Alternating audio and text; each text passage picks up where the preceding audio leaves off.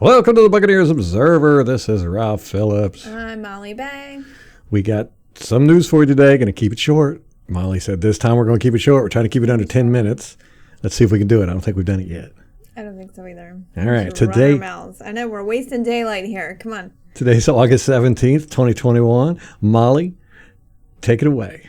Okay, so I have a slight correction from prior news segments and podcasts. I've been running my mouth about this for, 4 or 5 days, and it was wrong. I had bad information. What? We were not at the 85-man roster limit. No, we weren't? We were not. That was today.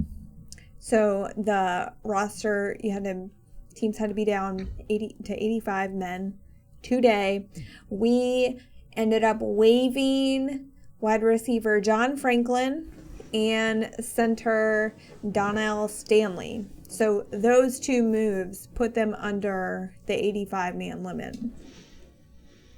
So there we go. We had reported that the team put guard Sadarius Hutcherson on injured reserve, and so that freed up a roster spot. We ended up signing tackle Jake Benzinger, who he came into the league in 2020, and he's so far been with Arizona and Indianapolis.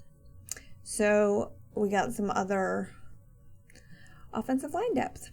So we got rid of an offensive lineman and picked one up. Yeah. Well, we got rid of two. We put one on IR, and the other one we waived outright.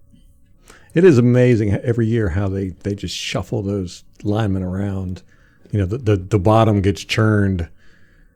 I mean, gosh, how many offensive linemen have we been through in the past decade? But is it even unique to the 200? Buccaneers? Like, I feel like it's just there's a dearth of offensive line talent in the league, and so everyone's trying to find just a serviceable lineman. So it's just a constant churning, I think. Yeah, because if you don't have if you have a lineman that's below par, it's disastrous. So everybody's constantly looking for at least average, somebody that can hold their own weight. It's kind of like kickers, though. You know, you get these kickers, they'll miss a series of field goal, they get fired from one team, another team will pick them up and be like, oh my gosh, I hope he works for us. That's how I feel it is with linemen. Exactly. Yeah. Speaking of linemen, I guess Caleb Benenoch did not make it at the Bills, and now he's working out with the Saints. Oh. Like, please, God, sign him. Please. The Saints. Come on. Do it. Like, start him. Don't just sign him. Start him. Start him opposite of Vita Vea. I know. Or Sue. Okay, so we've got training camp updates.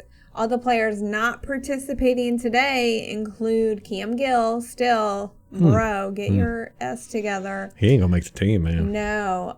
Safety Raven Greene, that's another one. Like, dude, get it together. Donell Stanley, of course, who was cut today. Tanner Hudson had a wrist brace on his right wrist today. And then running back Troymaine Pope, who was on there yesterday. Wide receiver Travis Jonsen didn't practice yesterday. And then O.J. Howard was not practicing today. I don't know if it was arrested. I know. What are you doing, O.J.? I wanted to, Pewter Report had tweeted this, that OJ wasn't there, and I wanted to retweet that GIF from Office Space where they go, the Bobs, they're like, what exactly is it that you do here? So I didn't know, because I didn't want to get a ton of hate from Bucs fans who love OJ for some reason. Yeah. But here we are. The Buccaneers signed a 5-year extension with iHeartRadio to broadcast the Buccaneers game. So that is Gene Deckerhoff's gig. So he'll be returning. No, he's returning. I didn't know that 5-year extension. iHeartRadio was doing that. And I didn't know that teams could do that. Yeah, it's interesting. They broadcast on the local station 98 Rock, Buccaneers.com, and the Buccaneers app. So that's what that partnership with iHeartRadio gets you. Interesting. So there you go, guys. If you can't watch the game, listen to it on iHeartRadio. I wonder if you have to have a membership. I don't know. And, someone messaged me on Facebook on Saturday that they couldn't find the game anywhere, and I didn't see it until today. Oh. And I was like, oh, man, did you find it? They found it on YouTube the next day. That was the best. Well, good. At least they found it. Yeah. Sorry about that, guys. Like, what do you do? What do you do if you can't find it? I don't know. Yeah. Dang. Okay, and the last little tidbit of news I have, this one is from around the league. The Panthers traded away tackle Greg Little to the Dolphins. Wow. So, in exchange, listen to what they got for it. A 7th-round pick in 2020. So 2020? 2022. Okay. They gave away their expired draft picks. It's like giving you a coupon that's 3 years old.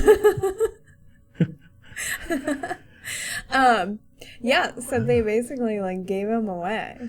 Now, we watched the Panthers Tennessee preseason game. Oh my gosh. So, offensive line, that was a suggestion, that game. Yeah, right. It was on both sides of the ball. It was those atrocious. Quarterbacks got nailed, both of them. The return games were awesome, though, and I like that the backup quarterback for Atlanta, he was getting destroyed at first, but then he started running, and he's got some moves on him.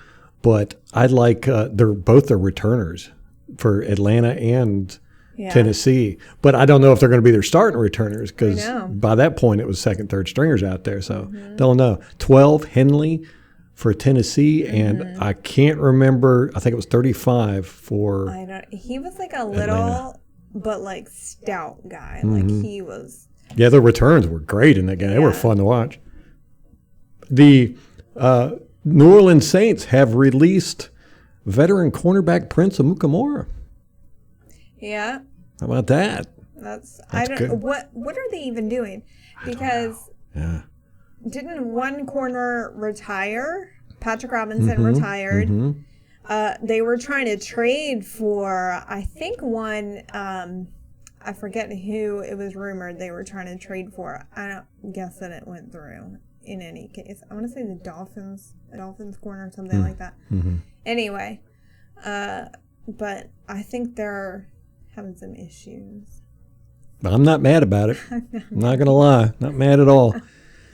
Bruce Arians and Byron Leftwich, had a press conference, and they were talking to him. I think it was a press conference. I don't know. I'm getting this off JoeBucksFan.com.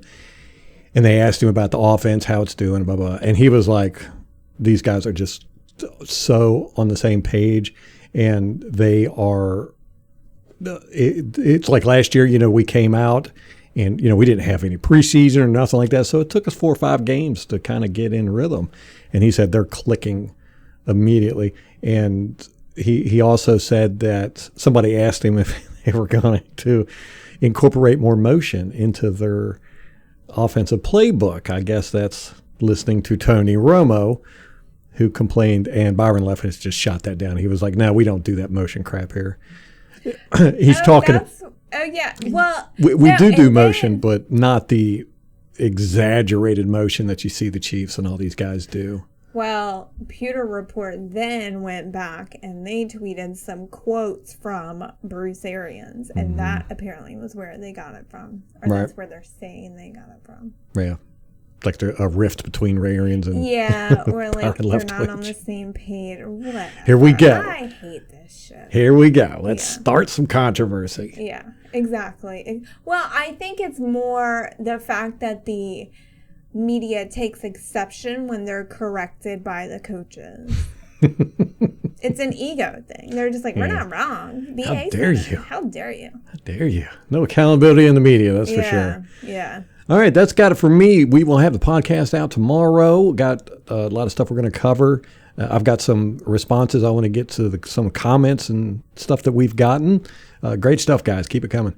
But that's going to wrap it up. That's the news for the day. Until next time. Go Bucs.